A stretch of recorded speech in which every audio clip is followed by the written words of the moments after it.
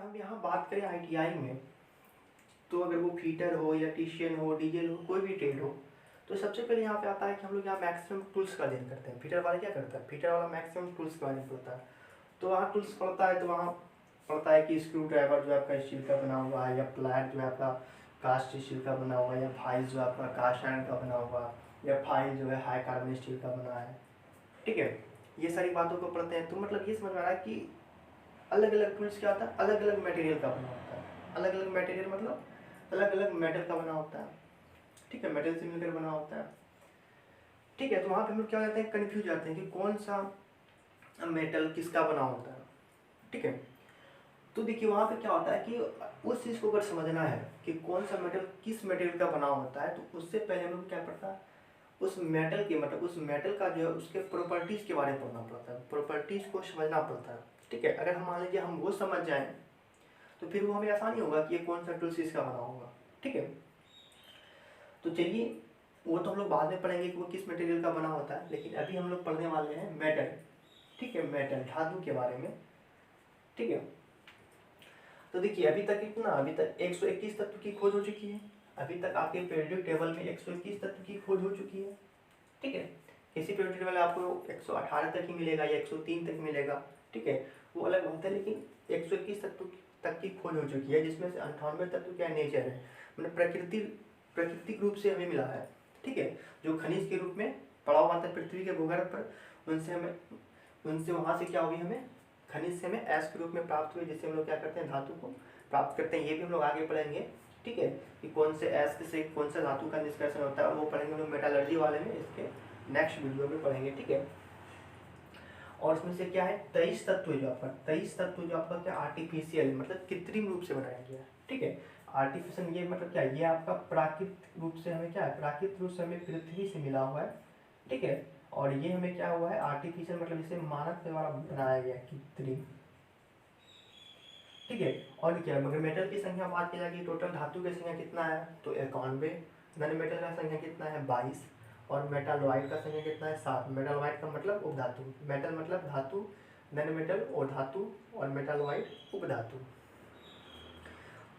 तो देखिए, तो मेटल और नन मेटल में हम लोग डिफरेंस के बारे में पढ़ेंगे भी, मेटल और नन मेटल के बीच के अंतर को पढ़ेंगे। और मेटालॉइड में जो संख्या 7 है उसमें वही आते हैं जो मेटल का भी उनमें गुण होता है और नन मेटल का भी गुण होता है, इसलिए इनको हम लोग मेटालॉइड बोलते हैं, जो दोनों के गुण को समानता रखता हो। ठीक है, इसलिए हम उसको बोलते हैं उपधातु। तो देखिए मेटल या नन मेटल हो, तो मेटल का भी अपना 3 प्रॉपर्टी है और नन मेटल का भी अपना 3 प्रॉपर्टी है, मतलब मेटल का भी अपना 3 गुण है और नन मेटल का भी अपना क्या है, 3 गुण है। तो यहाँ पे देखा जाए मेटल और नन मेटल के बीच के अंतर हम इसके 3 गुणों पर किया जाता है। वो 3 गुण कौन कौन से हैं, फिजिकल प्रॉपर्टीज है, फिजिकल प्रॉपर्टी जिसको हम लोग बोलते हैं भौतिक गुण, इसको हम लोग बोलते हैं भौतिक गुण। ठीक है, ये भौतिक गुण मेटल का भी होगा, धातु का भी होगा और अधातु का भी होगा। फिजिकल प्रॉपर्टी, केमिकल प्रॉपर्टी रासायनिक गुण, और मैकेनिकल प्रॉपर्टी यांत्रिक गुण। और ये हम लोग पहले भी पढ़ चुके हैं केमिस्ट्री में ऑलरेडी। ठीक है, 7, 8, 9 हम लोग पहले भी पढ़ चुके हैं। ठीक है, थोड़ा सा हम लोग यहाँ भी पढ़ लेते हैं। ठीक है, तो ये 3 प्रॉपर्टी क्या है, तो हम लोग यहाँ पे अभी जो हम लोग पढ़ने वाले हैं इसमें अंतर जो पढ़ने वाले हैं, हम लोग पहला पढ़ने वाले फिजिकल प्रॉपर्टीज पर आधार पर इसको हम लोग अंतर पढ़ने वाले हैं यहाँ पे। ठीक है, तो यहाँ पे हम लिख दिए हैं मेटल और यहाँ पे लिख दिए हम नन मेटल। तो देखिए मेटल में पहला क्या है कि यहाँ पे लिखे हुए हम क्या कि कलर या लस्टर। तो कलर मतलब क्या होता है कि धातु के पास अपना एक विशेष रंग होती है, धातु के पास क्या होता है, एक अपना विशेष रंग होता है। जैसे कि एल्युमिनियम का सफेद रंग होता है, कॉपर का लाल रंग होता है। ठीक है, बहुत सारे धातु का अपना अपना अलग अलग कलर होता है। ठीक है, लेकिन इसमें से एक्सेप्शन, देखिए एक्सेप्शन को बोलते हैं अपवाद। ठीक है, अपवाद में क्या होता है कि पीबी, ठीक है, लेड जिसको बोलते हैं परमाणु संख्या कितनी होती है, पीबी का परमाणु संख्या आपका होता है 82। ठीक है, पीबी का हो गया आपका परमाणु संख्या कितना, 82। पीबी का आपका परमाणु संख्या कितना हो गया, 82। तो ये इसके परमाणु संख्या 82 जो होता है क्या, लेकिन ये अपवाद में क्या, ये क्या आता है, डल एपियरेंस का होता है, मतलब ये धूसर कलर का होता है, मतलब ये चमकता नहीं है। ठीक है, धूसर कलर का होता है ये अपवाद में। तो अपवाद में आपको ध्यान रखना है ये क्या होता है, अपवाद में है कि आपका लेड, शीशा। और उसका देखिए इसमें क्या होता है, नॉन मेटल में क्या होता है, इसमें कोई विशेष रंग या कलर नहीं होती है, लेकिन इसमें भी अपवाद है कि आयोडीन, हीरा और ग्रेफाइट क्या होते हैं, चमकीले होते हैं। तो ये आप एक्सेप्शन इसको याद रख सकते हैं कि आई मतलब कि आयोडीन, हीरा और ग्रेफाइट क्या होता है, चमकता है, और बाकी जितने वो धातु क्या है, चमकीले नहीं होते हैं। धातु में क्या होता है, सभी धातु चमकीले होते हैं, सबका अपना अपना अलग अलग कलर होता है, लेकिन अपवाद में क्या आपका शीशा, शीशा के भी वो जो है धूसर कलर का होता है। ठीक है। दूसरा पॉइंट अगर बात करें हम डेंसिटी की, तो डेंसिटी का मतलब होता है घनत्व। तो मेटल की डेंसिटी क्या होती है, मेटल की डेंसिटी अधिक होता है। ठीक है, मेटल की डेंसिटी क्या होती है, अधिक होती है, मतलब हाई होता है। तो देखिए कुछ मेटल का हम डेंसिटी यहाँ पे लिखे हुए हैं, जैसे कि हम बात करें कि सिल्वर का, Au का, सिल्वर का डेंसिटी कितना होता है, 19.3 ग्राम प्रति सेंटीमीटर क्यूब। ठीक है, देखिए ये gram centimetre cube, gram centimetre cube आई, मतलब कि डेंसिटी का अगर हम फॉर्मूला देखें, डेंसिटी का अगर हम सूत्र देखें, तो डेंसिटी बराबर होता है मास पर वॉल्यूम, मास बटे वॉल्यूम, मतलब घनत्व बराबर द्रव्यमान बटे आयतन। ठीक है, द्रव्यमान बटे आयतन। तो अगर हम द्रव्यमान को ग्राम में लें, द्रव्यमान को हम ग्राम में लें और आयतन को अगर हम सेंटीमीटर में लें, तो ग्राम प्रति सेंटीमीटर क्यूब ही क्या हो गया, ये डेंसिटी का घनत्व हो गया। ठीक है, तो ये यहाँ से इसका हो गया मात्रा, ग्राम सेंटीमीटर क्यूब। और यहाँ पे एक बात ध्यान रखिएगा कि ये जो मास है, तो देखिए मास जो होता है, मास का ही मात्रा ग्राम होता है, यूनिट ग्राम होता है। हम लोग तो केजी को ग्राम में पढ़ लेते हैं, लेकिन एक्चुअली में अगर देखा जाए तो केजी का मात्रा क्या होता है, वो उसको हम लोग न्यूटन बोलना चाहिए। ठीक है, हम लोग जिसे बोलते हैं कि हम लोग 10 केजी है वेट, तो 10 केजी वेट जो बोल रहे हैं हम लोग, वेट वो भार नहीं, वो हम लोग मास बोल रहे हैं, वो मतलब वेट मास का वो मात्रक है। और केजी का मात्रक तो मान लीजिए कि ये आपका जो भार है, भार का मात्रक तो वो आपका न्यूटन में आएगा। ठीक है, तो चलिए वो तो अलग मैटर, वो फिजिक्स की बात है। तो अब देखिए यहाँ पे क्या होता है कि ये जो आपका डी है घनत्व, ये जो घनत्व है, ये घनत्व क्या होती है, ये समानुपाती होता है किसका, मास का। अगर मान लीजिए घनत्व बढ़ता है किसी ऑब्जेक्ट का तो वो मास ही बढ़ेगा, और घनत्व जो होता है वॉल्यूम का क्या होता है, व्युत्क्रमानुपाती। अगर डी बढ़ेगा तो आयतन घटेगा, आयतन बढ़ेगा तो डी घटेगा। ठीक है, तो ये हमारा था डेंसिटी। ठीक है, अब चलिए हम लोग नेक्स्ट पढ़ते हैं। तो चलिए हम लोग तीसरा देखते हैं आपका फिजिकल स्टेट, भौतिक अवस्था। तो मेटल प्राय क्या होते हैं, सॉलिड होते हैं, लेकिन अपवाद क्या है आपका मरकरी। ठीक है, Hg को हम क्या बोलते हैं, मरकरी। मरकरी क्या होता है, वो रूम टेम्परेचर पे क्या होता है, द्रव होता है, लिक्विड होता है। और बाकी क्या होता है, बाकी जो आपका एलिमेंट है या तत्व है वो क्या होता है, धातु जो है वो आपका ठोस होता है, सॉलिड होता है। और गैलियम भी होता है, गैलियम इसकी परमाणु संख्या 31 होती है।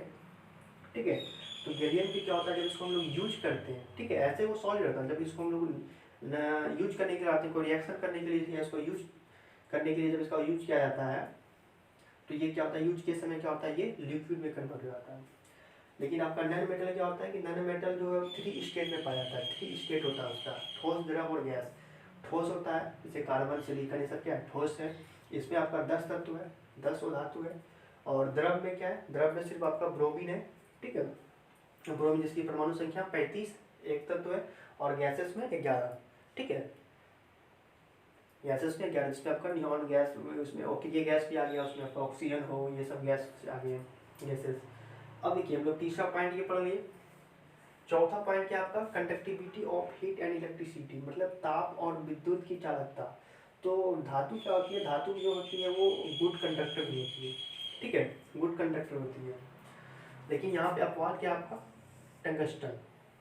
ठीक है, यहाँ पे इसको रखिएगा कि ये टंगस्टन, ये क्या होती है आपका गुड, टंगस्टन जो होता है आपका वो गुड कंडक्टर में नहीं आता, वो हम लोग उसको बैड कंडक्टर में मानते हैं। ठीक है, इसको हम लोग बैड कंडक्टर के रूप में परिभाषित करते हैं या मानते हैं इसको, क्योंकि इसका जो रेजिस्टेंस होता है, इसका बहुत ज़्यादा हाई रेजिस्टेंस होता है। ठीक है, मतलब कि इसका बात करें, इसका प्रतिरोध क्षमता बहुत ज़्यादा होता है। ठीक है, तो अगर देखा जाए कि टंगस्टन का रेजिस्टेंस कितना होता है, तो इसका टंगस्टन का जो आपका रेजिस्टेंस होता है वो 52 ओम मीटर होता है। इसका जो रेजिस्टेंस होता है ये रेजिस्टेंस आपका हो गया 52.8 ओम मीटर, इसका रेजिस्टेंस होता है। ठीक है, अगर हम बात करें इसका मेल्टिंग पॉइंट, तो इसका मेल्टिंग पॉइंट तो 3400 डिग्री सेंटीग्रेड होता है। 3400 3400 3400 डिग्री सेंटीग्रेड होता है। ठीक है, इतना ताप में जाने के बाद तब ये गलता है टंगस्टन, जो लोग टंगस्टन का यूज करते हैं फिलामेंट के रूप में, बल्ब के रूप में। ठीक है, और इसका जो हाई रेजिस्टेंस होता है, इसका हाई रेजिस्टेंस कितना होता है 52.8 मतलब 52.8 ओम मीटर होता है।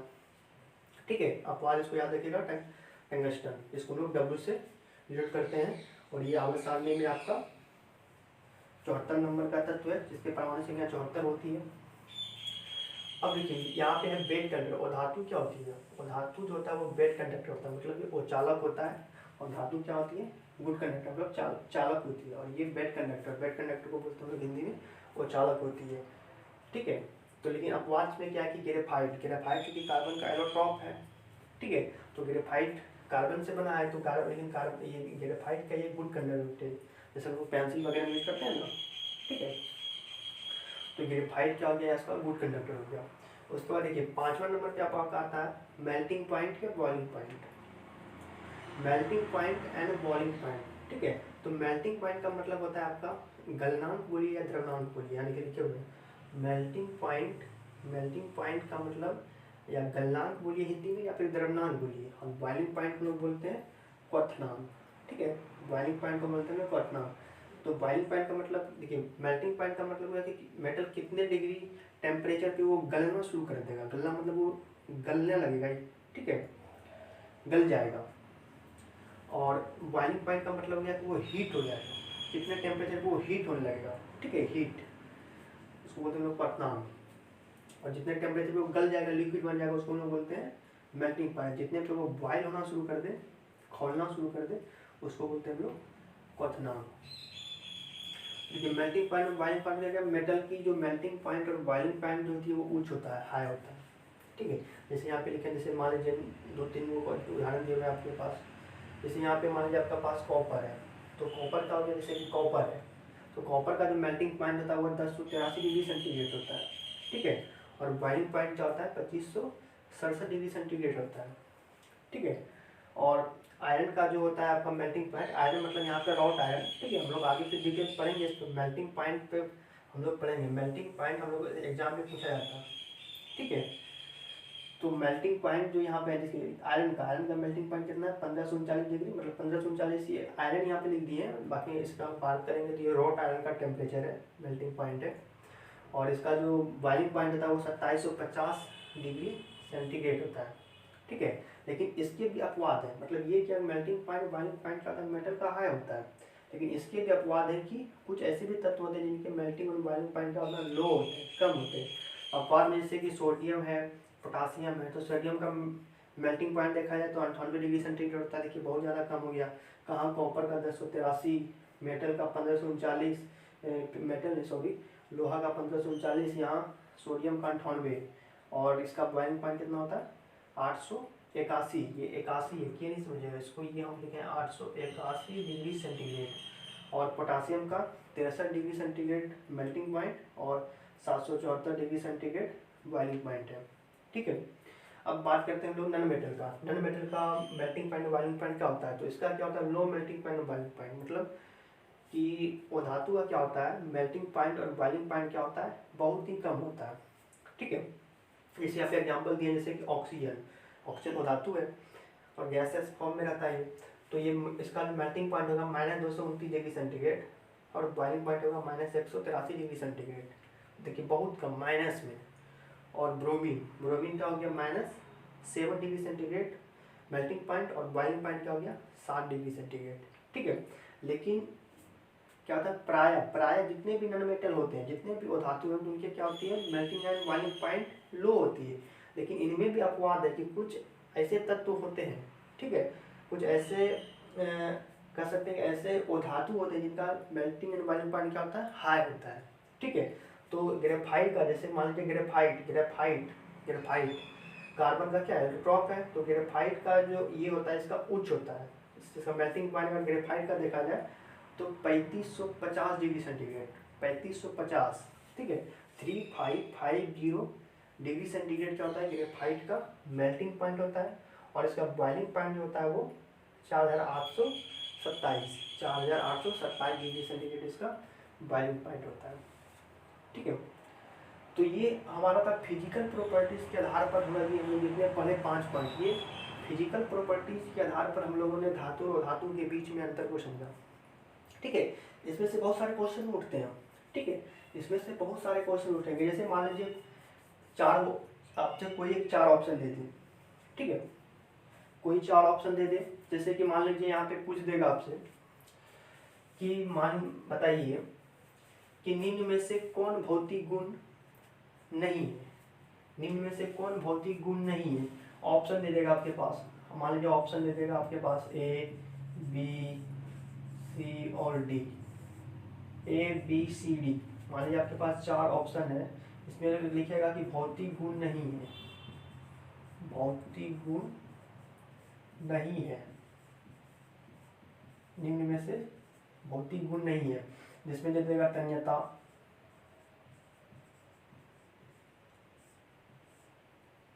ठीक है, भौतिक गुण नहीं है। जैसे दे दिया आपका तन्यता, चालकता,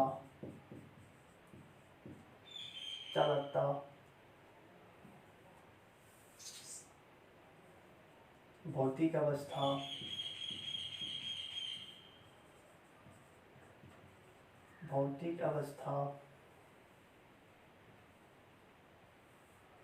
घनत्व।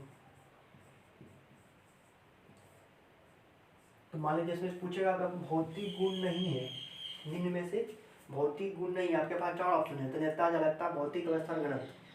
तो इसमें से क्या होगा, इसमें से हम लोग जान रहे हैं कि ये इसका आंसर क्या होगा, इसका आंसर होगा तन्यता। क्योंकि तन्यता क्या है, तन्यता आपने पढ़ा ही नहीं, इस भौतिक गुण में तन्यता आपने पढ़ा भी, तो तन्यता भी भौतिक गुण में आपने पढ़ा ही नहीं। तो ये क्या हो गया, तन्यता जो है इसका क्या है, तन्यता इसका मैकेनिकल प्रॉपर्टीज है जो हम लोग आगे पढ़ेंगे।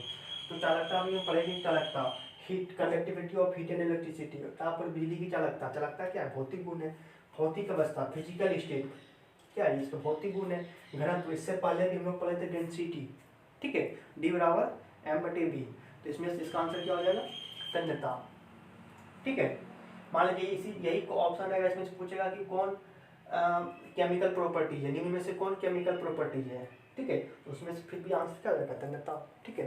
तो इस तरह का यहाँ पे क्वेश्चन एराइज होता है, क्वेश्चन पूछा जाता है, ठीक है। तो देखिए ये जो हमारा टॉपिक आज जो हम लोग डिस्कस किए, ठीक है, ये टॉपिक जो भी ITI कर रहे हैं उनके लिए भी है, ठीक है। और जो ITI पास करके आगे फ्यूचर अगर मान लीजिए कोई कंपटीशन का एग्जाम का तैयारी कर रहे हैं, ठीक है, तो उनके लिए भी वीडियो काफ़ी यूजफुल है, ठीक है, बहुत फायदा करेगा, ठीक है। तो चलिए आज का हमारा टॉपिक यहीं पे समाप्त करते हैं। अगर आज का ये हमारा सेशन आपको पसंद आया हो तो दिल से लाइक कीजिए, शेयर कीजिए, और हमारे चैनल पर अगर नए हैं तो हमारे चैनल को सब्सक्राइब कीजिए। Thank you.